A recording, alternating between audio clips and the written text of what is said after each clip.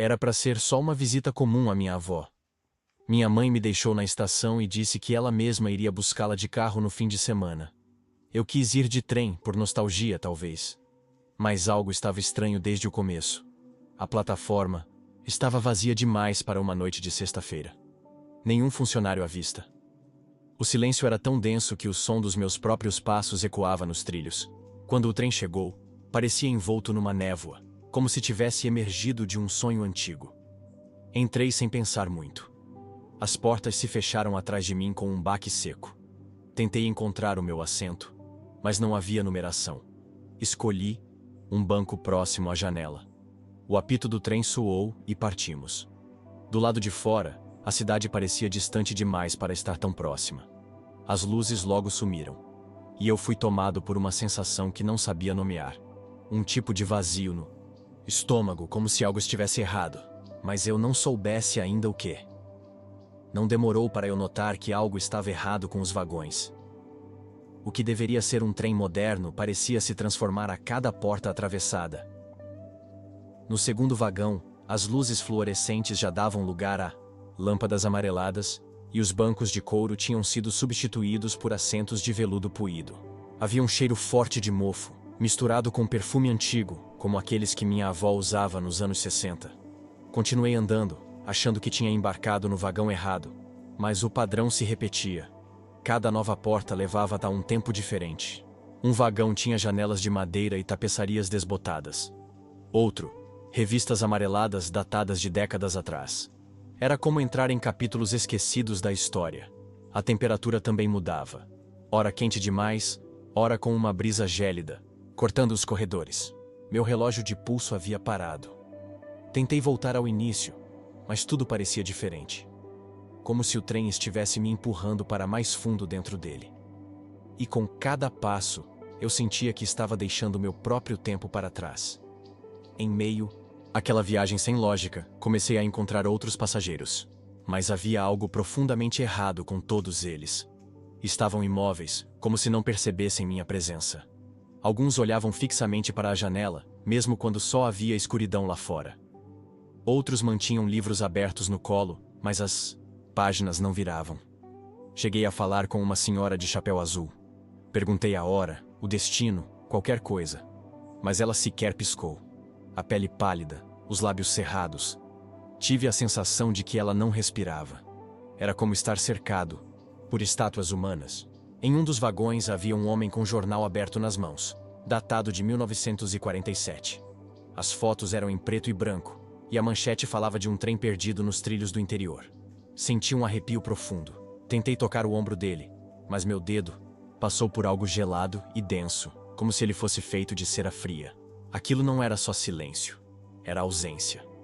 Ausência de tempo, de vida, de realidade. E eu ainda não sabia se fazia parte daquilo também. Em desespero, resolvi procurar alguém da tripulação. Caminhei pelos vagões até encontrar a porta de acesso à cabine do condutor.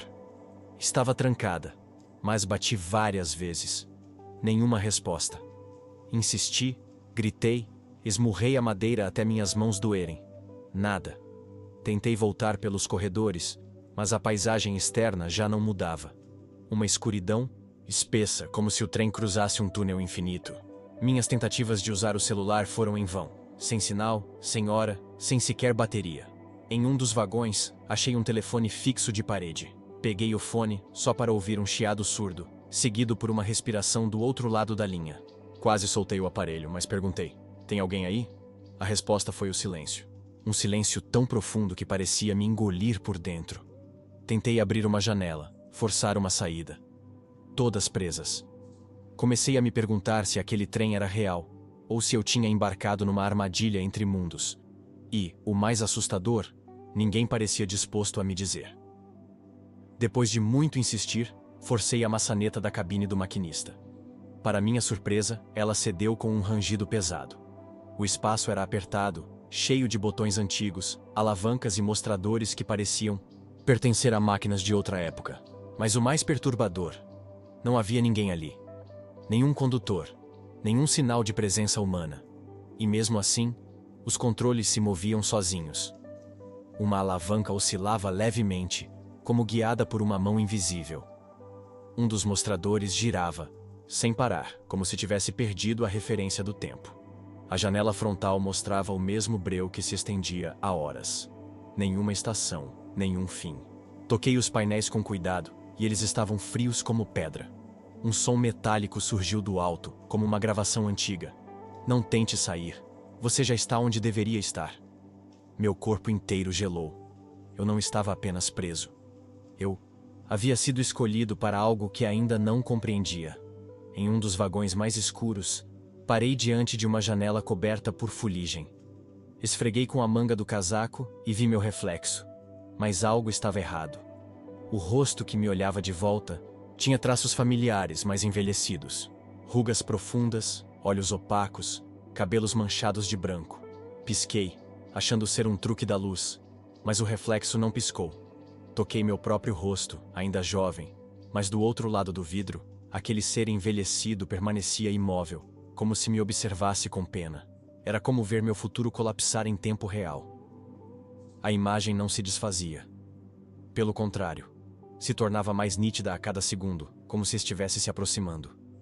Me afastei, mas o reflexo permaneceu lá, preso naquele vidro, me seguindo com os olhos. Pela primeira vez, senti que o trem não estava me levando a um destino. Estava me moldando, estava me transformando. E talvez já fosse tarde.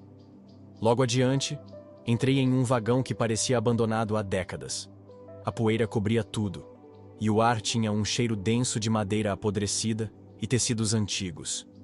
A iluminação era quase inexistente, exceto por um filete de luz que atravessava uma fresta no teto. Ao caminhar, vi brinquedos antigos, bonecas de porcelana quebradas, livros com capas desgastadas e molduras com fotografias desbotadas. Um calafrio percorreu minha espinha quando reconheci uma das fotos.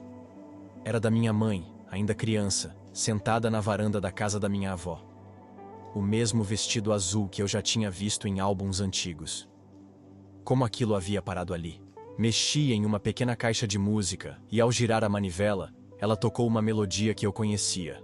Era a canção de ninar que minha mãe costumava cantar quando eu era pequeno. Meus olhos encheram de lágrimas. Aquele vagão não era apenas uma cápsula no tempo. Era uma parte da minha própria história, guardada onde jamais deveria estar. Enquanto revirava os compartimentos do vagão, encontrei uma mala antiga, com couro rachado e fechadura enferrujada. Dentro dela, havia papéis amarelados, documentos velhos e uma carta cuidadosamente dobrada. Quando a abri, senti meu coração parar por um segundo. Era endereçada à minha avó, com minha caligrafia. A data era de 30 anos atrás. Mas eu nunca havia escrito aquilo. As palavras falavam de saudade, de culpa e de uma despedida que não fazia sentido. Estava assinada com meu nome completo. A mão tremia enquanto eu relia cada linha, tentando encontrar uma explicação. Olhei ao redor do vagão, como se alguém pudesse estar me observando, mas só o silêncio me respondia. Era como se o trem estivesse me entregando fragmentos de uma vida que nunca vivi, mas que ainda assim carregava meu DNA emocional. Aquela carta parecia um aviso, ou um eco de um ciclo que precisava ser encerrado. Mas como se encerra algo que ainda não começou? Foi então que compreendi. Eu precisava sair daquele trem. Mas não havia portas acessíveis, nem estações à vista. As janelas continuavam seladas, como se o próprio tempo tivesse sido trancado ali dentro. A única opção era arriscada: pular. Esperei por uma curva acentuada, onde o trem desacelerava levemente. Quando senti o balanço mais forte, me preparei. Tirei o casaco, amarrei em volta da mão e forcei uma das janelas até ouvir o estalo do vidro cedendo. O vento gelado invadiu o vagão como um soco no peito. Respirei fundo, fechei os olhos e saltei. Por um instante, achei que estivesse voando. Depois, tudo foi impacto, rotação, escuridão. Rolei por um campo úmido, com a grama cortando minha pele e o silêncio gritando nos meus ouvidos. Quando finalmente parei, tudo ao redor parecia em pausa. O trem já não estava mais ali. Só o som do meu próprio coração tentando entender se aquilo era fuga ou renascimento. Acordei com o rosto colado ao carpete da sala da minha avó. O som da chaleira ao longe, o cheiro de café e pão aquecido. Mas minha mão segurava a carta, a mesma que eu tinha encontrado no vagão. Olhei ao redor, tudo parecia igual. E ao mesmo tempo, diferente. Havia um quadro novo na parede, com uma foto minha sorrindo, mas tirada em um lugar onde eu nunca estive. Quando minha avó entrou na sala, me olhou com ternura e disse: "Você voltou cedo dessa vez." Como se aquilo fosse comum. Tentei perguntar o que ela queria dizer, mas a voz não saiu. Me olhei no espelho da estante. Meus olhos pareciam mais fundos, e alguns fios de cabelo estavam brancos. O tempo havia passado. Talvez mais do que eu imaginava.